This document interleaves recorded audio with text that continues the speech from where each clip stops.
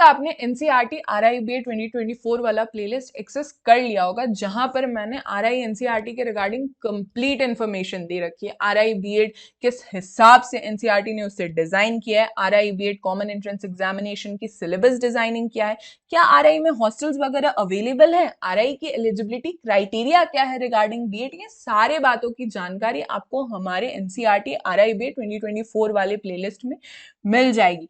यहाँ पे आज हम चर्चा करने वाले हैं इंडिविजुअल टॉपिक्स पे, जो कि syllabus for common entrance examination for RI BEd के लिए होने वाला है। इसके अलावा आज का जो हमारा सब्जेक्ट रहने वाला है वो है टीचिंग एप्टीट्यूड, शिक्षण अभिरुचि के एक एक टॉपिक पे आज हम चर्चा करेंगे। अगर टीचर एडुकेशन के रिगार्डिंग आपको कोई डाउट होता है या किसी तरीके का अपडेट चाहिए तो डेली वाइट्स के टेलीग्राम ग्रुप को ज्वाइन कीजिए, teacher education resource.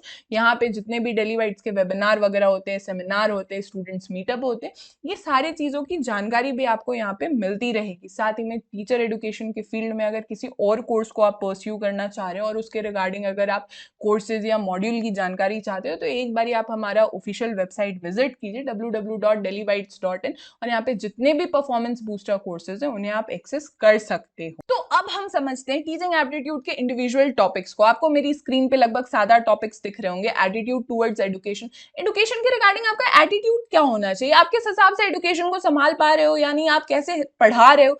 Children and teaching profession, आपका जो टीचिंग प्रोफेशन है क्या उस हिसाब से बच्चे एडजस्ट कर रहे हैं। Interest in teaching, leadership quality, group management, ये वाला जो पार्ट है ना बहुत ही इंपॉर्टेंट है। अगर आप शिक्षक बनने जा रहे हो तो आपकी टीचिंग में इंटरेस्ट होनी चाहिए, आपके अंदर एक लीडरशिप क्वालिटी होनी चाहिए। ऐसा नहीं है कि भाई आप ग्रुप में गए, अगर 30 बच्चों का क्लास है तो वहां पे बच्चे हल्ला करे और आप कुछ कर ही नहीं पा रहे हो। आपके अंदर ग्रुप मैनेजमेंट आपको आना चाहिए। इमोशनल एंड सोशल एडजस्टमेंट, आप कैसे बच्चों को सिखा रहे हैं कि आप सोशली एडजस्ट करो। क्या पता किसी बच्चे में अगर इंफीरियोरिटी कॉम्प्लेक्स आ गया तो वो बच्चा एडजस्ट ना कर पाए। क्या बच्चा, अगर हो सकता है कि किसी बच्चे के जीवन में पर्सनल लाइफ में कुछ इमोशनल ट्रॉमा हो तो आप उसे कैसे पढ़ाओगे। ये सारी चीजें शिक्षण अभिरुचि के ही अंतर्गत आती। इंट्रापर्सनल, इंटरपर्सनल स्किल्स, ये सारे स्किल्स आपके अंदर होने चाहिए। अब जैसे general awareness for contemporary issue pertaining to school education है, अब जैसे न्यू एजुकेशन पॉलिसी आई तो उसमें क्या बातें चल रही है ये बात आपको पता होनी चाहिए।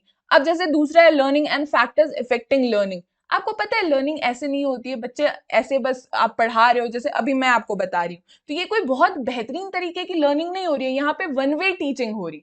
तो ये बात आपको कब समझ में आएगी कि वन वे टीचिंग हो रही है। बच्चों के साथ इंटरेक्ट करना बहुत ही ज्यादा इंपॉर्टेंट है। लर्निंग किस पर्टिकुलर एनवायरनमेंट में बहुत ज्यादा प्रोडक्टिव होगी। फैक्टर्स इफेक्टिंग लर्निंग, लर्निंग के फैक्टर्स भी बहुत ज्यादा मैटर करते हैं जो लर्निंग को इफेक्ट करते हैं। आपके एनवायरनमेंट में शांति होनी चाहिए। आपको अगर किसी टीचर की बात नहीं समझ में आ रही है तो आप उनसे जाके चर्चा करोगे कि मुझे ये पर्टिकुलर टॉपिक पे बात समझ में नहीं आई है। टाइप्स ऑफ लर्निंग, लर्निंग भी बहुत तरीके की होती है। जैसे एक लर्निंग होती है विजुअल लर्निंग, एक लर्निंग होती है विजुअल एंड ऑडियो लर्निंग, एक लर्निंग होती है जो सिर्फ ऑडियो लर्निंग होती है। तो ऐसी लर्निंग के भी बहुत सारे टाइप्स होते हैं। अब इसी में बात आ जाती है कि हो सकता है आप किसी बच्चे को कोई बात नहीं समझ में आ रही हो सकता है उसमें कोई लर्निंग डिसेबिलिटी हो। अब जैसे आपने तारे जमी पर मूवी देखा होगा तो उसमें जो बच्चा होता है ईशान करके, उसे पढ़ने में बहुत ज्यादा दिक्कत आती।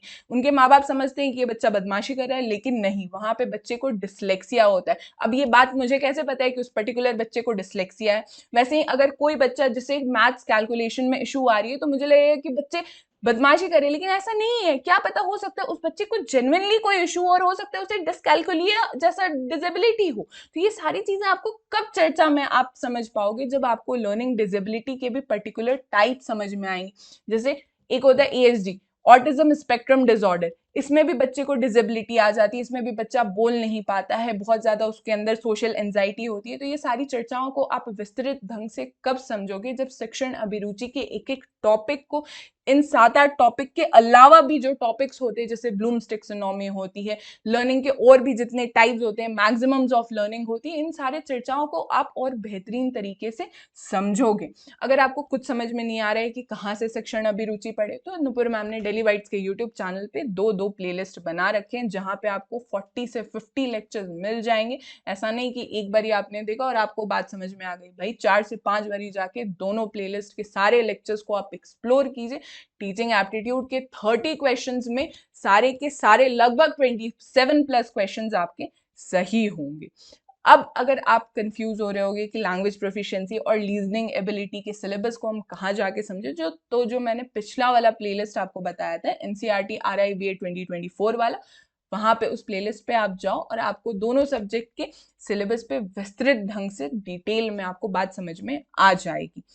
RI के प्रिपरेशन के रिगार्डिंग अगर आप कंफ्यूज हो रहे हो, डेली बाइट्स का ऐप प्ले स्टोर से आप डाउनलोड करो। यहाँ पे RI को डेडिकेटेड कंप्लीट सिलेबस कवरेज मिल जाएगी, नोट्स वगैरह आपको प्रोवाइड कर दिए जाएंगे, मॉक्स मिल जाएगी, सब्जेक्ट वाइज क्विजेज मिल जाएगी। इन सारे कोर्स को जो डिजाइन किया गया है वो हमारे क्वालिफाइड फैकल्टीज ने कर रखा है। तो निश्चिंत होके आप एनसीईआरटी RI BEd वाला जो कोर्स मॉड्यूल है उसे आप एक्सेस कर सकते हो हमारे डेली बाइट्स के ऐप पे। हमारे सारे सोशल मीडिया के लिंक्स नीचे डिस्क्रिप्शन बॉक्स में अवेलेबल है। Thank you so much, God bless you all, do subscribe daily bytes.